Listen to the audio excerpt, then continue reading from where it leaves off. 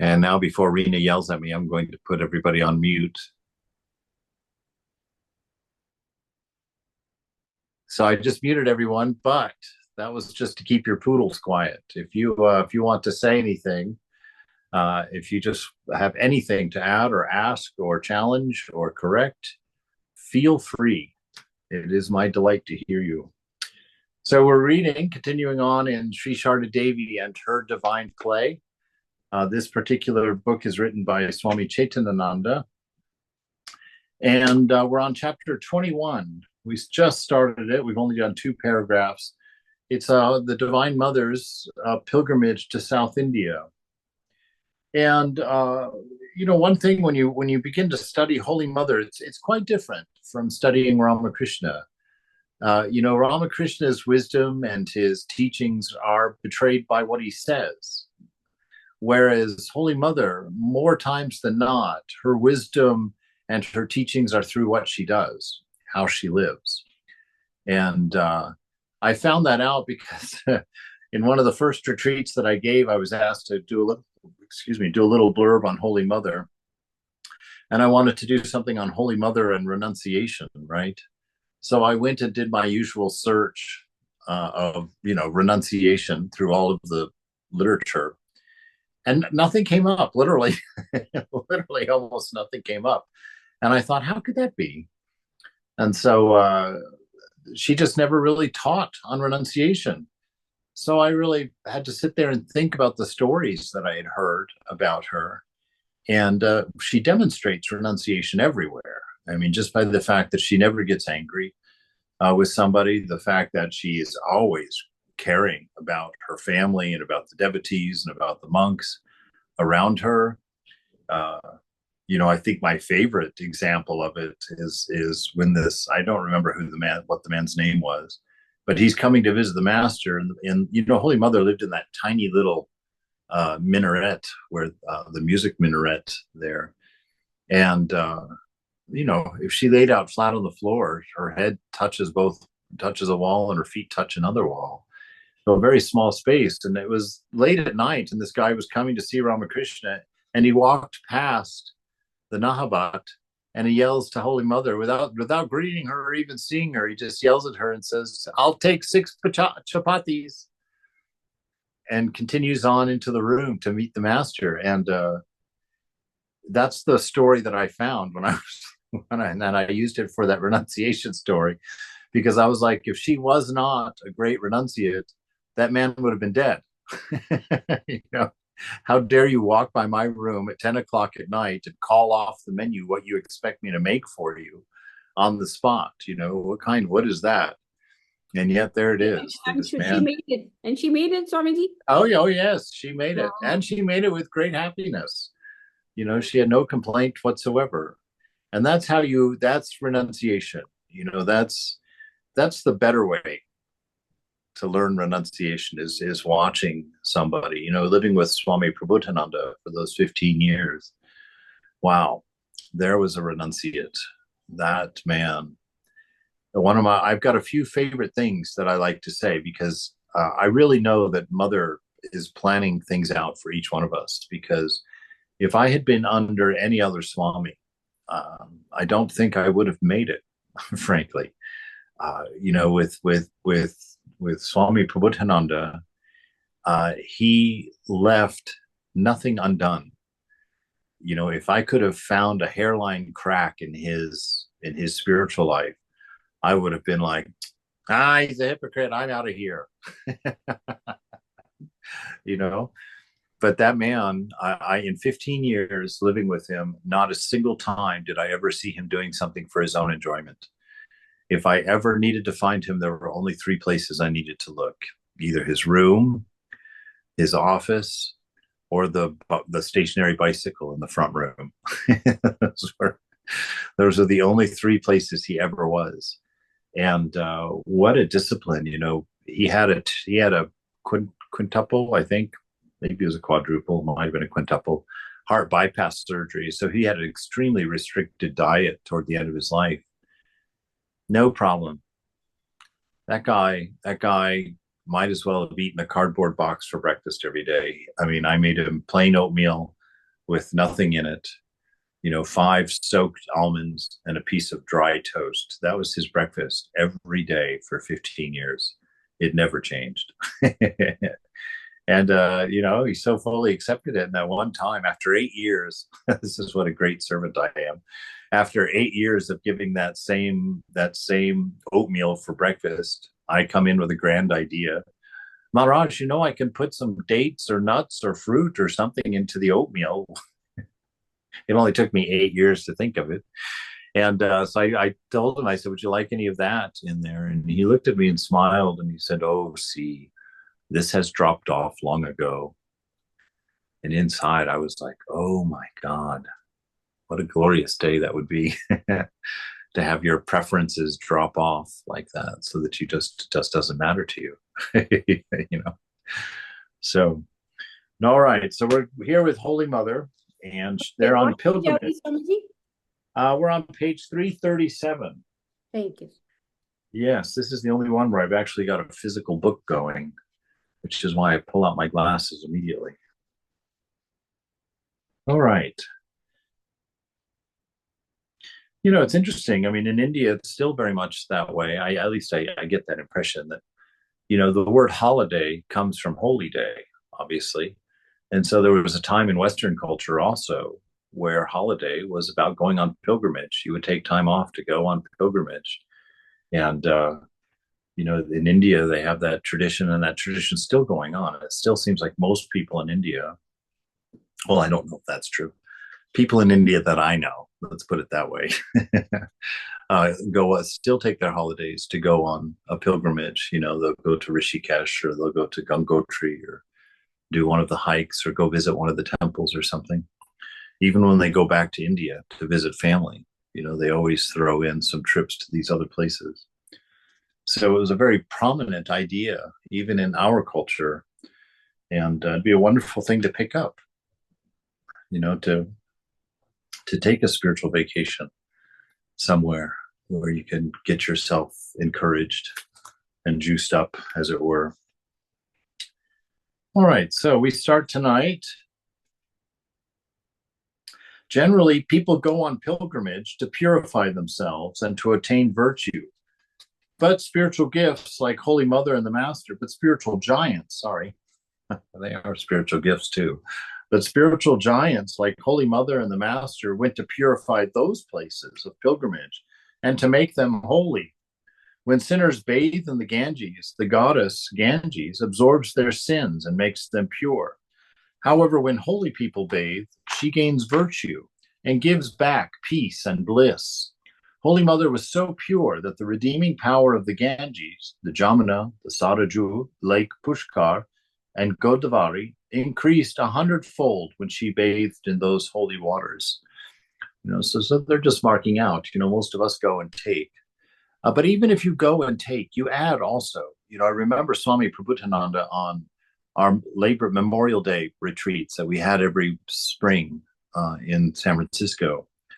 He would get up at the podium. There would always be like 1,000 or 1,200 people at those events. And he would get up and he would always give the same lecture at the beginning about how this is a day for us all to talk about what we agree on and to encourage each other in love. And then he said, many of you always would like to give us something. It's not necessary. He says, if you want to give something to us before you leave, please go into the shrine in the guest house and just sit and leave 5 or 10 minutes of your practice there to charge that holy space. And, I heard that for a long time from him, and I grew very interested in that idea. And when I had my own shrine, I wanted it to have an atmosphere, like the shrine does in the temple, especially like some of the great shrines I know of, like the one at Trabuco Canyon in the monastery in Trabuco. Wow, what a great place to meditate. Really sweet. Also, I've had a wonderful time in the shrine in Hollywood. Somehow Hollywood has an amazingly strong presence in the shrine. And then the other place is not Olima, but Shanti Ashrama. Shanti Ashrama, it's way out in the middle of nowhere, and there's but a couple of the direct disciples were there, and that is the first Hindu temple outside of India, or in the Western world anyway. And it's still there. They've managed to keep it standing. It's just a little cabin, about 10 by 10 or so, 12 by 12. And it has an amazing atmosphere, that whole piece of property. So much so that some of the big swamis, some of the head swamis that came to visit, we would take them there, and some of them just were overwhelmed with an awe for the atmosphere at that place, refused to eat on the property because it just felt too holy to them to eat there. So this going to these places also, as a side note, just there's a cave shrine in the basement of the church of the Basilica in Washington, D.C. And every time I've gone in there, I've been there probably 4 or 5 times. Every time I've gone in there, there's been somebody in there that was doing the rosary. And that little place also had a wonderful atmosphere. And by wonderful atmosphere, I mean that you sit down and your mind goes quiet pretty quickly. And when you start your mantra or your practice, it just kind of flows very silently, very smoothly. You don't have much trouble keeping your focus and being present. That's what, so when I talk about a shrine having a great atmosphere, that's what I'm talking about, is that it's really conducive to doing your practice there. And so if you've got a little shrine at home that you want to do, to give it that kind of energy, the way that I found that really worked is to do something that takes an immense amount of rote work in your shrine. Like, for instance, our shrines are usually pretty small and simple. So the shrine in the monastery, there was just all kinds of intricate lotuses and gingerbread work all over it. And so we had to fold up a handkerchief into a little point so you could get into all those little nooks and crannies. And, we have to spend hours going around and cleaning out every single one of those things. Doing that kind of work produces that kind of atmosphere in a shrine. And so, like, if you don't have a shrine that's fancy, like mine here is just a piece of IKEA furniture, so there's nothing fancy on it to clean it all. But if you wanted to do something like that, like cut out a big piece of paper, to put as a mat on your shrine, or to fold up underneath one of the pictures or something, and just on there write your mantra like 1,000 times or 1,500 times, and only write on it when you're sitting there in your shrine, and just sit there and do the whole thing in one sitting. Spend a couple of hours just sitting there doing that kind of rote work, that kind of investment, and then just put it on the shrine somewhere. It doesn't have to be in view. You can put it upside down or put it behind a picture or something if you want. But when you invest that kind of focus, that kind of attention, that kind of time into your shrine, it really changes the experience of going and sitting in front of it. It becomes a part of you, and it gets that kind of energy there. So if you're ever looking for that for that magical atmosphere in your shrine, that's where it comes from. It comes from investment. It comes from making a grand effort in something in that shrine. It can be doing your japam inside, but if you do it inside, you get the better deal. You become the atmosphere. You become that holy thing. But if you want your shrine room to resonate with that, give it lots of attention in whatever ways. When you clean it, do all the stuff. Pick up every single thing that's sitting on a shelf and wipe under it. Pick up every single book and wipe the dust out. Pick up every binder and wipe the dust off the top. Be meticulous in your attention like that. And while you're doing it, be in prayer or be in conversation, or at least be in presence as you're thinking about it. That's how we build that presence, our awareness of that presence. That's how we build that kind of atmosphere, that kind of spiritual atmosphere. All right, that probably has nothing to do with what we're going to read, but it was on my mind, so there it came. All right, so we're at Kotar in Orissa. Oh no, we're at the top of the page. She gains virtue and gives back peace and bliss. Holy Mother was so pure that the redeeming power of the Ganges, the Jamuna, the Sarajus, Lake Pushkar, and Godavari increased 100-fold when she bathed in those holy waters. Holy Mother traveled from Haridwar to the north at the foothills of the Himalayas to Rameshwaram in the south on the coast of the Indian Ocean, and from Rajasthan's Lake Pushkar to the west in Puri in the east on the Bay of Bengal. She traveled throughout India, covering Andhra Pradesh, Bihar, Karnataka, Orissa, Rajasthan, Tamil Nadu, Uttar Pradesh, and West Bengal. In June of 1909, shortly after Holy Mother moved to Udbodhan House, her new Calcutta residence, she was laid up with chickenpox. After her recovery, she stayed in Calcutta a few months, and then on the 16th of November, she went back to Jairambati. Over a year later, in July of 1910, she was still feeling unwell. Krishna Bhavani, Balaram's wife, asked Holy Mother to visit Kotar in Orissa, where her family owned an estate. She hoped that the change of climate would restore Holy Mother's health.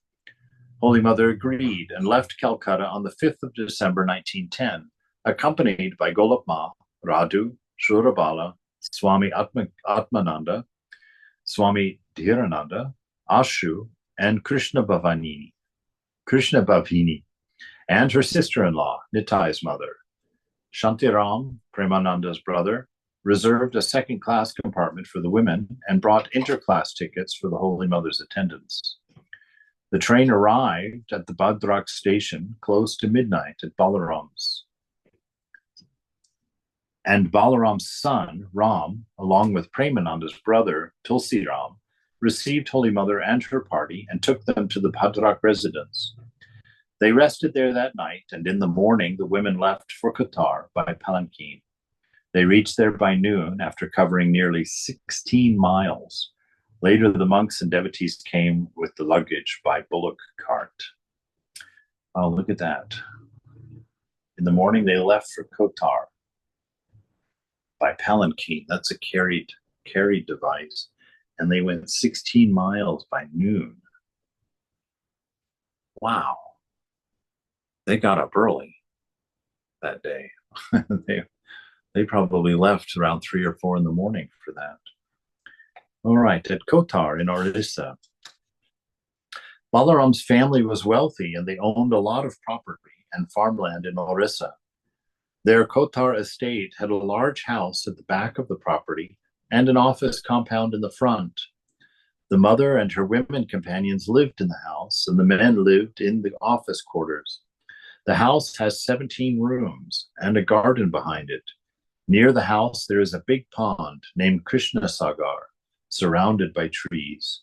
Holy Mother bathed in this pond during her stay at Kotar. Balaram's family members were Vaishnavas, and they had a Radha Shyam temple in Kotar.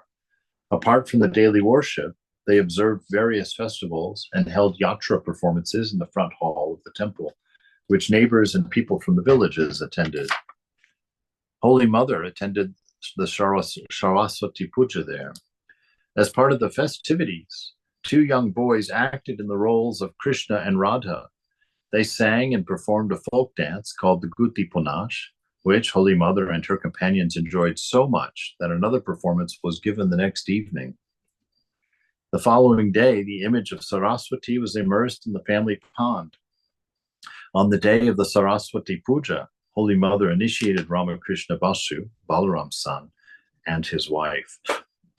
So that initiation process is just them. That means that Holy Mother became officially their guru and gave them a mantra with instructions based on their disposition for their spiritual practice.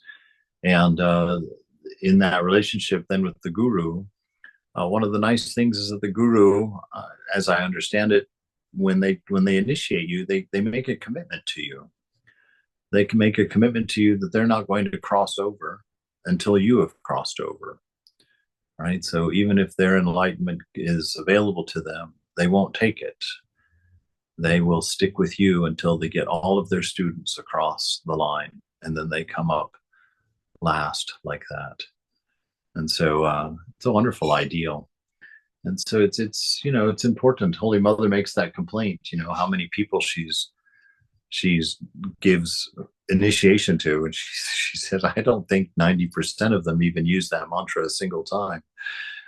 She says, look what I'm going to have to do for each one of them. I'm going to have to do all the work to get them to get them home. So this was her attitude. This was her ideal. Devendranath Chattopadhyay, the local postmaster, had in his youth converted to Christianity in order to marry a Christian girl. The marriage did not last, however, and the girl soon left him. Repentant, Devendra desperately wanted to return to his Hindu religion, but no one gave him any hope. It's got a little footnote. It says, at this time, the Orthodox Hindu society was very strict about accepting people from other faiths into the Hindu religion. I run into this. This is I have to say, this is a shocking thing for me because I have never stumbled across, of course, not like I'm a big philosophy reader, but I've never stumbled across a philosophy as broad and as accepting and as deep as the Vedanta. I mean, according to Ramakrishna, it includes all forms of worship of God with form and without form, and that all forms of worship are contained in there. And yet you run into this. And when I first did my Vedic Christianity class, I have to admit that I chose that name to be a little bit provocative. But I thought it was going to be the Christians that were going to get all over me. I thought that they would fill up my comments with all kinds of comments about that. But it turned out to be the Hindus that were super offended by that. The Hindus were like, how dare you? There you are again, trying to, that old imperialist attitude, because the funny thing was that none of them came to the class. So in their comment, they were just yelling at me for something that we weren't guilty of, because they thought that I was taking Hindu ideas and sourcing them in Christianity, kind of cultural appropriation or something like that. There is a reason for that. What's that? There is a reason for that, What's because that? this is what is going on in India. Completely, they completely accept everything the Christians do, accept everything from Hinduism, but they talk bad about Hinduism at the same time. They want to adapt everything from Hinduism and making it as their own. Because in my elementary school also, I remember they were calling Bible study as Vedic study. Even from that time on, they are Vedam. I see. That's interesting. Yeah. I mean, technically, you could call it a Vedic study. I mean, it is a Veda as such, a scripture. But yeah, I understand what you're saying, and I do know that relationship, that at times it has gotten quite abusive by the Christians, and then that's what's unhelpful. I had a couple of Watchtower people come to my front door this morning. We had a nice conversation, but they gave up on me. So, but yeah, that's the problem. When you want to convert someone, sometimes you justify the means for the end. You don't. It's not.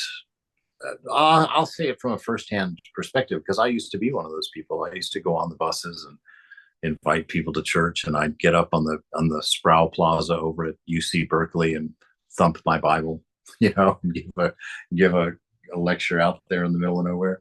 Yeah, I definitely I excelled at being a fool for Christ, but I have to say that I didn't like it. Even while I was doing it, I didn't like it because I couldn't approach people authentically. It was always in the back of my mind, be a nice person and invite this guy to church at the end of the conversation. That was sort of always the modus operandi. So I found it very hard to be a genuine person, because there was always this agenda in the back of my mind, to get this person to church or to bring him to church. And I remember that the one time I became extremely painfully aware of that is that I was taking a train down from San Francisco to LA, and I sat next to this older gentleman, and we had a great conversation. And for me, it was a great conversation. I really enjoyed his company. It was a genuine connection. But at the end of it, just before when I was getting my suitcase down and getting ready to leave, as I was leaving, I just told him, I said, by the way, if you're interested, I do a Bible study in my house on Wednesday nights. And he looked at me, and his face just kind of fell, and he said, that's what it is. He said, I knew there had to be something. You were too nice of a guy. And I felt so broken inside. I felt so broken because I was like, that's exactly the way this feels. That's exactly the way this feels. And so I've really appreciated this Vedantic ideal that Mother's got everybody exactly where she needs them. And it's up to me to respect that and to find the good in that and to find where they're sitting and how they're looking at God, so that I can sit in the same place and worship with them, that there's no need to become God's fixer, as it were. And so, yeah, no, I understand those things. So that was Vedic Christianity, though. What took us there? Swami, the one thing, my experience with the Vedanta persons thus far is, it's attraction rather than promotion. Right. And to me, that's always a better thing. Yeah. And, in the evangelical people, I don't know, even being a very religious person and loving God and all that, I can't get away from them fast enough. All right. Okay. That's as far in that direction as we'll go. In case one of those poor souls comes to watch the video later, they'll be like, no, I hear what you're saying, though. And I think that's true, because I really think the truth of the matter is, Jesus says you'll know a tree by its fruit. And I think that if you're living a spiritual life, if you're an authentic person who's really sincere in your practice, and you're growing in love, which Vivekananda says is the only measurement of religion, of your success as a spiritual person, it gives you those two questions to ask. Am I unselfish? Am I loving? And he says, to the degree that you can say yes to those two questions, to that degree, you're spiritual. You're growing in your spirituality. And I really believe that that's the bottom line. If your life isn't different enough where somebody notices, if you're not loving enough to where somebody sees you as being unique, then really, what do we have to give? What do we have to teach? Because we're just folks like everybody else is folks, and not there's anything wrong with that. But if you don't have something going on, and if you aren't touching something in your spiritual life that's beautiful, then silence probably is the best way. What is it that we have to offer if it hasn't made us different, if it hasn't changed us from the inside out? And if it has, there's no need to say anything, because our job is just to love and to respect the work that God is already doing with everybody.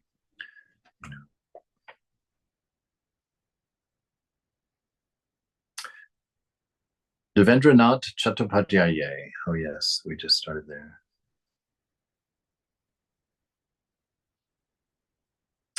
So he marries the Christian girl. It doesn't last. Repentant, Devendra desperately wants to return to his Hindu religion, but none gave him any hope. That's where we left off. Let's try to find the connecting point there. So that's where we left off. So they found it difficult to accept him back into the fold. Well, with good reason, really. That his connection to his native religion wasn't any deeper than his fascination for his girlfriend. And so they probably were like, you should think about that before you come back. All right. When Holy Mother arrived at Kotar, Devendra talked to Ashu and other monks about his situation. When Ashu and Ram placed the matter before Holy Mother, she agreed to initiate Devendra on the day of Saraswati Puja. According to the Mother's suggestion, on the previous day, the priest of the Radha Shyam temple performed an expiatory ritual for Devendra, who shaved his head, drank charanamitra, sanctified water from the temple, and received the sacred thread and the Gayatri mantra from Swami Dhirananda. The next day, Holy Mother initiated him and presented him with a cloth. Thus, blessed by the mother, Devendra was accepted by the Hindu community, and he shared prasad with the assembled devotees. So always through mother. You know, this is the thing with Holy Mother. The answer with Holy Mother is always yes, my child. You know, she's so full of compassion.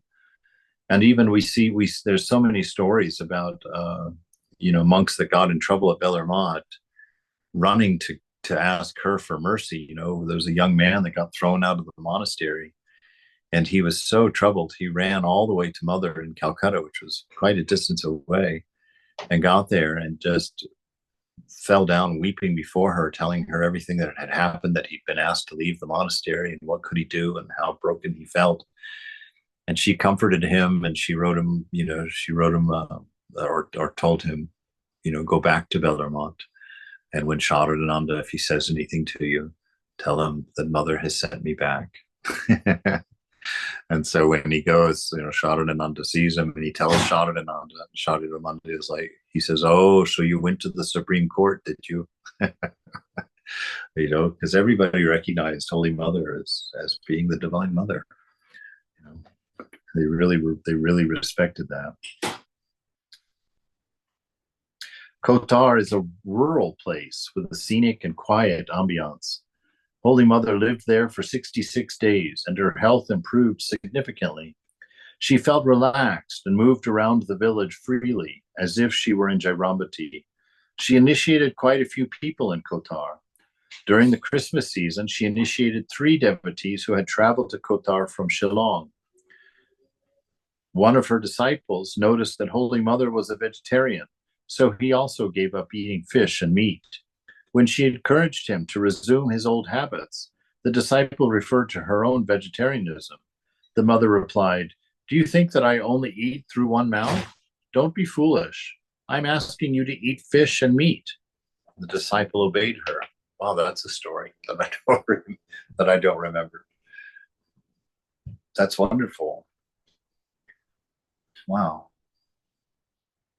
Yeah. No, the order is has always been very, most of the time Hindus are very strict about vegetarianism, especially in South India. But, I find Ramakrishna, quite oddly, is not.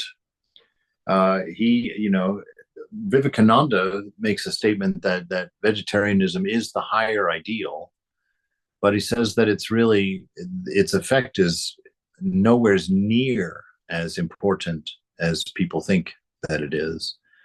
It's like, and there's stories in the Upanishads also of, butchers that that realize God, and Jesus too, So it's not that I'm saying don't be vegetarian. I'm not saying that at all.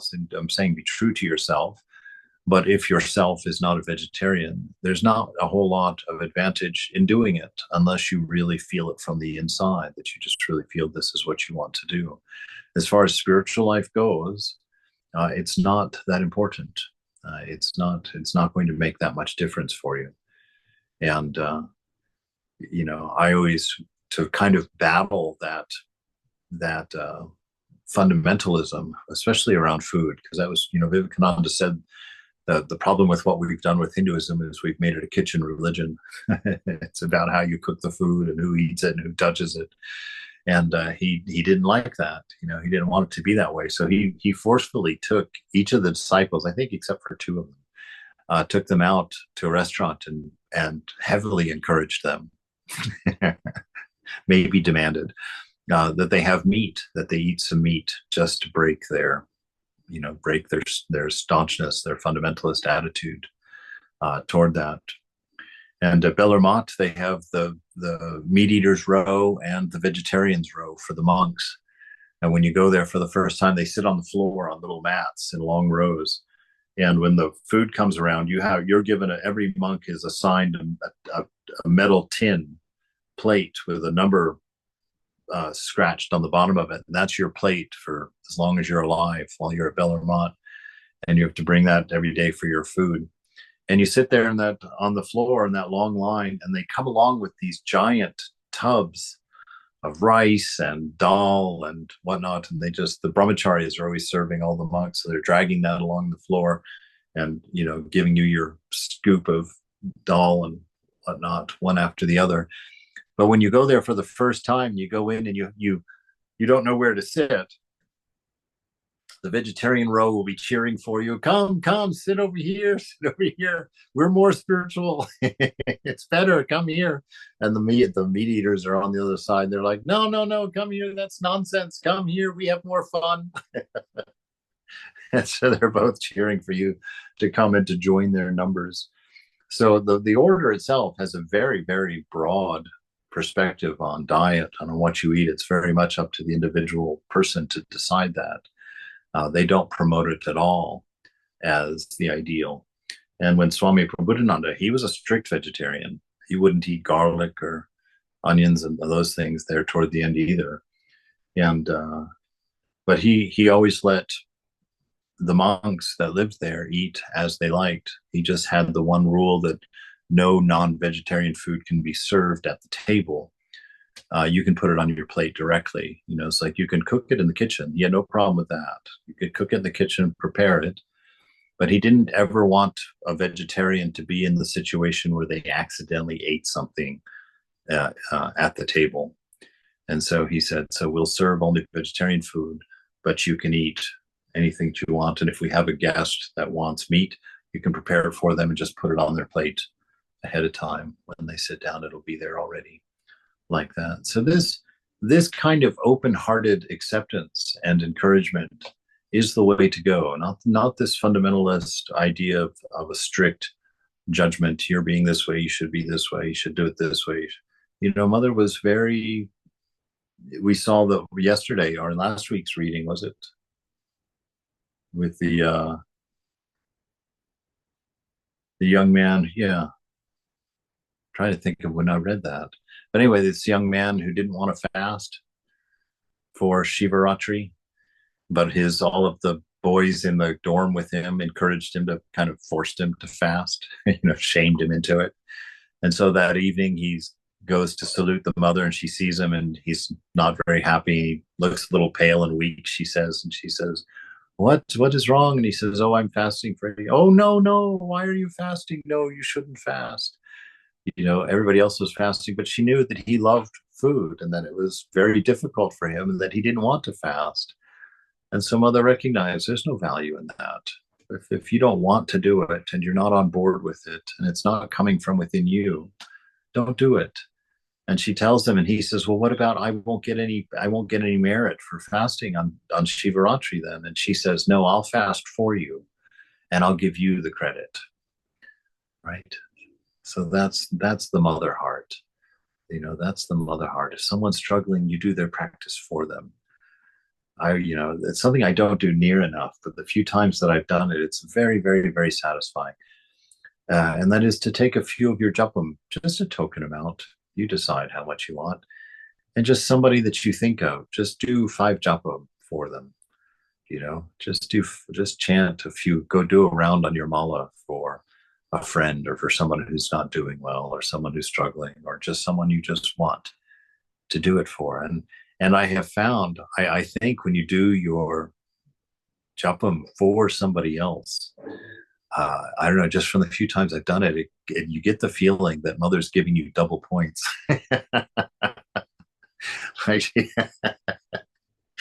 She's not only giving them the benefit, but she's giving them the benefit and then giving you the benefit on top of the benefit, just for even the idea of that.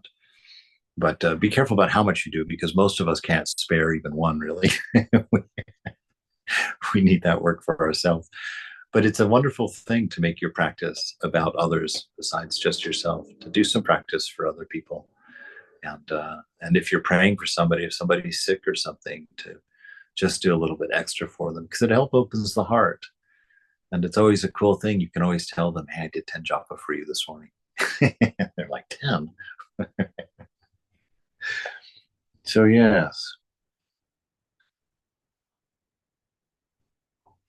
So mother says, do you think that I eat only through one mouth? So she's saying she's not a vegetarian because she eats through all of her children's mouths. So whatever they're eating, whether it's crickets in Mexico City or snakes in China, mother is happily happily consuming them all. Do you think I only eat through one mouth? Don't be foolish. I'm asking you to eat fish and meat. And the disciple obeyed her. A young man from Cuttack named Vaikuntha visited Holy Mother at Kothar at the behest of his elder brother who worked for Ramakrishna Bashu's estate. Although his brother was a devotee, Vaikuntha did not know much about Ramakrishna and Holy Mother. When Ram introduced Vaikuntha to the mother, he simply bowed down to her and left for home after lunch. However, divine grace dawns on a pure soul. Vaikuntha soon felt a deep longing to see Mother again. So he returned to Kothar and stayed for a few days. When he went to Holy Mother to take leave, she asked him to stay for another day. After a while, the mother's attendant told him that she wished to bestow grace on him. The attendant asked him to bathe in the morning and to keep himself ready. Radhu called Vaikuntha the next morning. When he went to the Holy Mother's room, she asked him to sit down and asked, "Will you accept initiation?" Vaikuntha replied, "If you are pleased, kindly give it to me. I know nothing about it." Holy Mother selected a suitable mantra and gave him initiation. Vaikuntha asked, "Mother, can one accept another guru to learn yoga?" She replied, "Yes, you may have teachers to learn other things, but you should not have another mantra guru." The mother poured her love and affection on this young man. When he was leaving, the mother gave him some sweets and to eat on the way and asked him not to eat food from the market. It's a very purifying event when you get your initiation and get your mantra and start your practice, and your guru bears your burden with you. Now, all of us, it's important, I guess, I think it's important to really know that there's only one guru, and that any other guru that you have besides that one, that inner guru, is just a face of that guru, that one guru. So I get a little concerned because I know in the Bible, in the old days, in the New Testament, Paul has a big problem because he says, "What is this?" He says, "I talk to you, my brothers, and one of you says, 'Oh, I am of Paul,' and one of you says, 'Oh, no, I'm of Peter,' because those are the people that had baptized them, who had given them initiation. And so they were seeing those individuals as their guru, and were forming camps around gurus. And Paul really scolds them, saying, "What is this? We are all of one teacher. It is Christ alone who is all of our teacher." And so it's the same with Ramakrishna. And I know this because I had to be initiated twice, as many of you might already know. Like the first time I was initiated at Sarada with Pravrakshika Mokshaprana, who was my first mother, my first teacher. Just for a moment to think about her. Anyway, she gave me initiation, and then I decided to join the order. And there's a rule in the order, at least at that time, they were kind of concerned. When Vivekananda set up the mother's mission and Ramakrishna's mission, he didn't want any overlap between the two at all. He said, "We can't let the men get even a toehold in the door because they'll tyrannize the women." And so he said, "This is a women's organization. It is to be run by the women. It is to be only for the women, and there should be no crossover between that and the order for men, the Ramakrishna order." And so they were concerned that if I joined the order and I had initiation from Sarada Mat, there were two problems. One is it's very non-traditional for a monk, a male monk, to go to a convent for any reason. You just don't do it. And they were afraid, they thought it wouldn't be good because I would have the right of a student to my guru to go there as a monk, which would be traditionally problematic.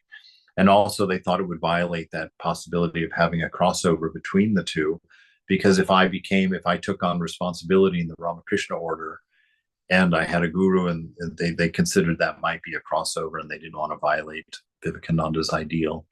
So they asked me to be reinitiated by Swami Ranganathananda. I'm telling this for a reason.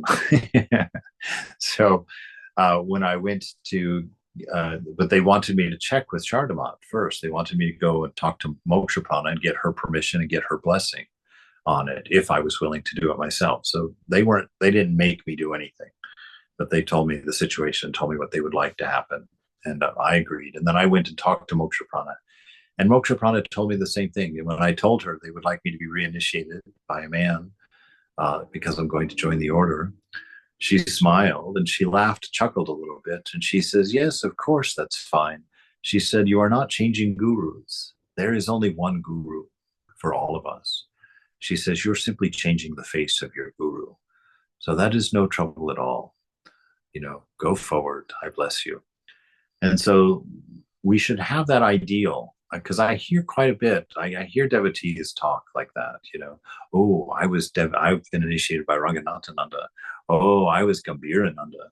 Oh, I know somebody who was from a direct disciple, you know, and we're doing that. We're gathering ego fodder based on who we're initiated by how powerful perceived power our Swami that initiated us had. And don't do that. All right. That's all there is to say on that. Don't do that. All of us have Thakur as our guru. He's the realized soul. You know, he's the one that they say that if you have a realized guru, that your journey will be very quick. And so by knowing that our Thakur is our guru or our mother, the Holy Mother, depending on who your guru is, just know that that's who your guru is. Your chosen ideal is your real guru. And so think of that way. It's much more unifying, and there's much more power in that. And see God through your face guru. You know, look through your guru at the divine. Look at Thakur teaching you through your guru like that. But just understand that there's only one guru. There's not a whole bunch of them. A young man from Cuttack named Vaikuntha visited Holy Mother at Kotar at the behest of, oh, did I just do that one?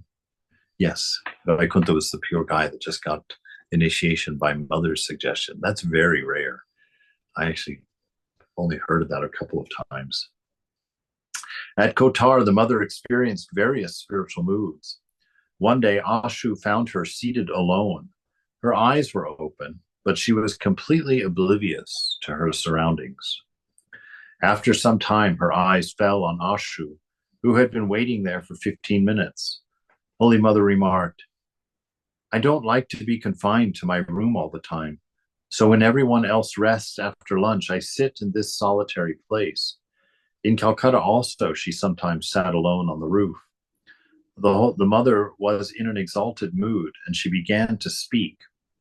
She said, is there no end of this coming to the world again and again? Where is Shiva? Where there is Shiva, there is Shakti. Shiva and Shakti incarnate again and again to deliver human beings from the bondage of Maya. As the same moon rises again and again, so the same God incarnates to look after his own creation and beings. You see, that's where we get that notion that all the incarnations, Jesus, Buddha, Rama, Krishna, all of them, and any others that you might think, that these are all the same God, the same presence coming to teach us. And that they're coming not to establish a new religion each time. They're coming to broaden and deepen our understanding of the one religion, the Sanatana Dharma. You know, and so all religions, the religion really isn't plural. You know, that there really is a singular religion, and life is that religion. Life is that religion. And life leads us and teaches us through our circumstances and our situations and through our sufferings and our rewards. And little by little, we work our way there. So we see, as the same moon rises again and again, so the same God incarnates to look after his own creation and beings. The master practiced austerities and suffered for others. It is all his play. The master was a kalpataru, a wish-fulfilling tree. Those who sincerely seek him find him. Right? So if you seek sincerely, knock and the door shall be opened unto you, ask and you shall find, right? These are all words of our ideal, of our beloved ideal. And that's the wonderful thing. You know, you can quote Jesus, and credit Ramakrishna. you can credit Ramakrishna and quote Buddha, or as you like. It's like they have no egos. They do not care about that stuff at all. And so for you to see the highest and ideal in each one of them will be wonderful. That will help you to appreciate all religions as one and help you to find the ability to encourage people of different traditions and different backgrounds and to actually join in, to actually enjoy their devotion with them, which I think that's the Vedantic ideal. Ours is not to sit down and correct somebody. Ours is to sit down and to listen close enough and to ask enough questions sincerely enough to where we can find where they're sitting so that we can sit next to them and look at God from the same perspective that they're sitting in. And only when that level of respect and that level of love and camaraderie has been exhibited, only then can any teaching happen. Only after that trust is established, only then can you say something to each other. And even when you're saying something in that regard, this is something I've learned by doing these classes, is that teaching is never one way. It's never one way. And so if you are giving a class to somebody, or if you are explaining something to somebody, you should listen to your own words, because teaching is never one way. If Mother's using you to teach something, she's using you to be taught by the same. And so we grow that way. That will prevent us from becoming proud or thinking of something of ourselves. I really got a big dose of that right smack in my face. A good punch to my nose one time by Mother. I've told the story, I think. I was in Michigan, and this woman had come to one of the classes and was very thankful and wanted to talk some more. And so she wanted to set up an appointment with me. So I said, okay, we'll do that. And so I was on my way to that appointment. We were going to meet at a cafe. And I was praying to Mother, please use me. Let me be open. Don't let my ego get in the way. Let me say what's important to her. Let me tell her what you need her to know. Just kind of preparing myself that way.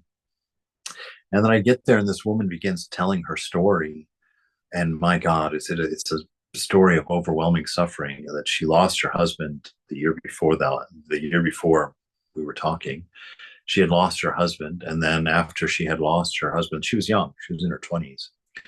And she taught yoga. That was how she made a living. After her husband passed away, within a year, she had a terrible accident and broke her neck and was in horrible pain. And she said, the doctors say that the pain will never go away. There's nothing that they can do about it. It's the way the neck is broken. There's no way to fix it. And she says, I've been living on pain pills, or I had been living on pain pills for 6 months after that. And she says, at one point, I decided I couldn't do it anymore because I just didn't want to be in that fog all the time of that opioids.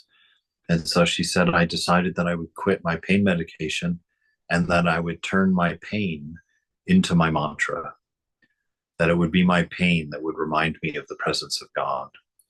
And she was telling me this story, and I just was sitting there with my mouth open and just looking at Mother in such a feeling of remorse and arrogance. Like, Mother was bringing this person to teach me. She wasn't bringing me to teach this person. And what an ego, what a horrible mistake that I've made by assuming that I'm the teacher, and I went and I learned an amazing amount from her and was just so inspired by that, and have actually used her life, that woman's life, to help a lot of people that are dealing with that chronic pain. And they're always very happy with that notion, of using your obstacles as an advantage. That's how we push through the challenges in life. We use those obstacles to our advantage. We don't see them as limitations. We don't surrender to them as restrictions. We sit and ponder how to express in spite of them, how to live fully in spite of them. I learned that from Lalita. You all have heard about Lalita, my friend who's completely paralyzed from a stroke, and how that just happened in 3 seconds. She went from being a totally powerful corporate lawyer to not being able to button her own shirt in 3 seconds. And it took her a year to make that adjustment. And but after a year, she called and I heard her voice. I knew immediately something had changed because she had been so depressed for that year because she couldn't get out of bed, she couldn't move, and she was like, "What am I going to do with the rest of my life? Just laying in bed, not even able to roll over." And I didn't know what to tell her. I just listened. Anyway, she called me this one day and she was giggling and talking, and I was like, "Okay, tell me, Lalita, something's very different." And she says, "Yes, something's very different." She said, "I had an epiphany yesterday." She said, "I was laying there begrudging all these things that have happened to me and not being able to do anything, as I've shared with you many times." And she said, "I just suddenly realized, I just suddenly got a completely different perspective out of nowhere." And she says, "I realize I'm still fully me. I'm still in here. I'm still a whole person. My body doesn't work anymore. I can't express through it freely because it doesn't all work, but I'm still in here and I can still express." And she says, "So I've just been thinking about what can I do? What can I do to express myself?" And she says, "So I've decided that every morning they help me get up out of bed and they put me in the electric wheelchair." And she says, "I've made it my job now. I've determined that I'm going to every morning ride around and tell jokes. I'm going to learn jokes and I'm going to go from room to room telling people jokes here in the rehab center," she says, "because it's a very depressing place and we need to laugh a lot more." And so, even in that condition, we can find that inspiration. We can push past these obstacles and use them to be stronger, use them to in a unique way, in a creative way.